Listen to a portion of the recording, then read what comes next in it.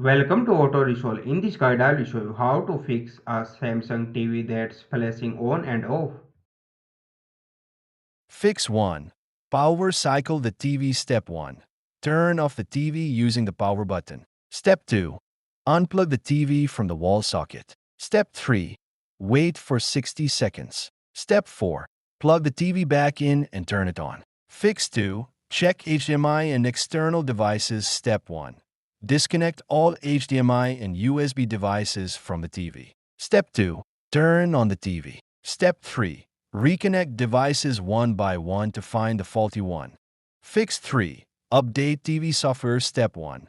Press the home button on the remote. Step 2. Go to Settings, Support, Software Update, Update now. Step 3. Wait for the update to finish and restart the TV. Fix 4. Reset Smart Hub. Step 1. Press the home button. Step 2. Go to Settings, Support, Self-Diagnosis, Reset Smart Hub. Step 3. Enter your PIN. Default is 0000 and confirm.